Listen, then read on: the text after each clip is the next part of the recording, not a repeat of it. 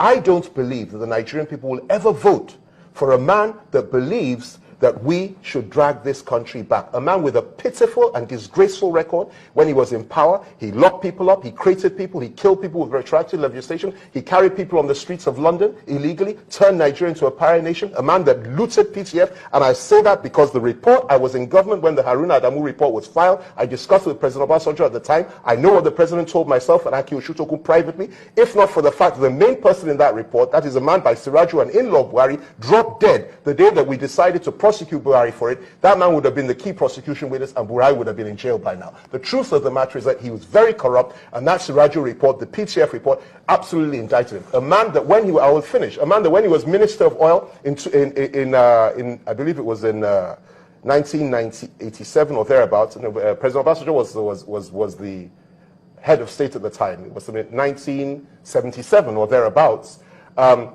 2.8 billion naira went missing under his watch. That's the equivalent of 3 billion naira today. A man that committed so many atrocities. Let me tell you something that he did that a lot of people don't remember. This is the man that converted all the currency that we had at that time and told everybody to convert their currency within 1 week, forgetting the fact that most northerners at the time dealt in cash, and most of them kept those the cash in their homes. They lost everything overnight simply because of Buhari's way. A man that sent so many people to jail for hundreds of years without due process, without any credible evidence. A man what about the tribunal that was set up? Listen to me. No lawyer attended the... Let me remind you. There were reports of the tribunal. You may be too young to know this. No. If I was young... I mean, you were not alive when Julius Caesar was alive, but you know he lived. So that's not a fair... No, let me put this to you. Sure, you know, there were tribunals, but what I'm putting to you is that the only people that attended those tribunals were the judges or military administrators that were appointed by the government and the late Gani Fawemi. The rest of the legal world boycotted those tribunals because there was no due process. There were no laws administered there. It was just a kangaroo court. There were many people that had been found innocent by the ordinary courts that he now insisted must be jailed at all costs. And this man destroyed the lives of so many people, including the lives of serving governors who were locked up, who after their release died a few months later. Bisi Onabanjo, Adamu Ata, so many of them. Adamu Ata lived for quite some time, but he was never the same person again. So many of them. Ambrose Ali and so many. This is what Buhari did. This is what he stands for. Unfortunately, most people that were 10 years old when Obasanjo came into power in 1999 have no recollection of his. We don't teach history in this country. So people have forgotten who Buhari was and what he stands for. Now, is giving you this kind of trouble that you're seeing today.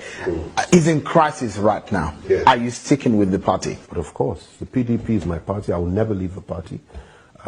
You're never considering going back to the APC? I would never. The APC, absolutely out of the question. Until kingdom comes, you know, until Jesus returns, that will never happen.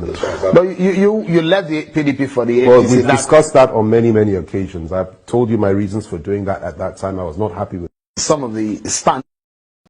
Why APC, sir? Well, why not? The point is that I felt that this was the appropriate time to do the right thing, to put Nigeria first, and to appreciate the efforts that have been made, particularly in the last couple of years, in terms of security, fighting insurgency, fighting terrorism, and most importantly is the appreciation of the fact that we must remain one as a nation, build bridges, work together to move the country forward. The efforts of the governor of Yobe State, the governor of Zamfara State, and a number of others, including the governor of Kogi and a number of others, in their respective states, and in moving this country forward and in helping Mr. President to move this country forward cannot be ignored. And it's very, very important for us to appreciate the fact that when we see that there are good things that are happening, we appreciate those good things. It's not always negative. And when the time is right, we change direction to join forces and join hands to move the country forward. And doing this doesn't mean we're enemies to anybody. All of us, even if we're in another party, the PDP or any other party or any other group, we can still work together across party lines, regional lines, ethnic lines and religious lines. The most important thing is for us to understand and appreciate the fact that Nigeria must not disintegrate, and those that want us to end up fighting one another in a war will be put to shame. And there are people that think like that, and that is what informed me to come here to meet Mr. President. He was very gracious, he was very good to me today, spoke so well, and it's an honor for me to be here, and we will move the country forward together. How do you think your former party, the PDP, will receive Well, that's left to them. I have many, many friends in the PDP.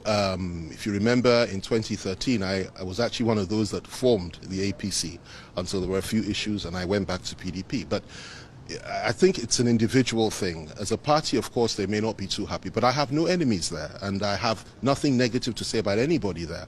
I believe in moving the country forward together with everybody that believes in Nigeria and wants Nigeria to progress. And I also believe that we must recognize the fact that there are 2 more years for this administration or thereabouts.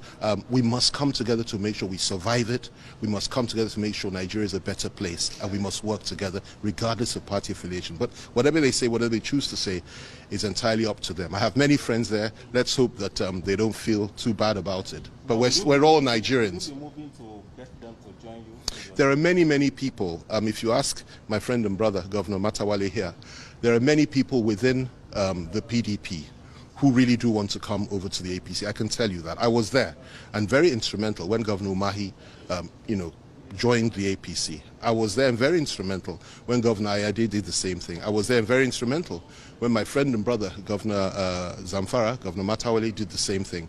And there are many, many others. Some of the most, remarkable men in this country are still within the ranks of the PDP. It's our job to try to win them over now. Somebody like, if you don't mind me mentioning names, somebody like the governor of Enugu State, the governor of Oyo State, and of course my good friend, the governor of Bauchi State, great friends of mine. And I sincerely hope that they too may end up coming in this direction. But whether they do or not, the most important thing is that we work together as a people, as a country, and move our country together and fight and kill the terrorists and put to shame the foreign elements, and I emphasize that word, foreign elements, that want us to end up fighting one another in this country and turning our country into a massive refugee camp. What will you be telling those that will criticize you for criticizing APC in the past and now you're in the past? I'll say that the only thing in life, the only constant thing in life is change. You can't hold me to what I've said in the past if circumstances change.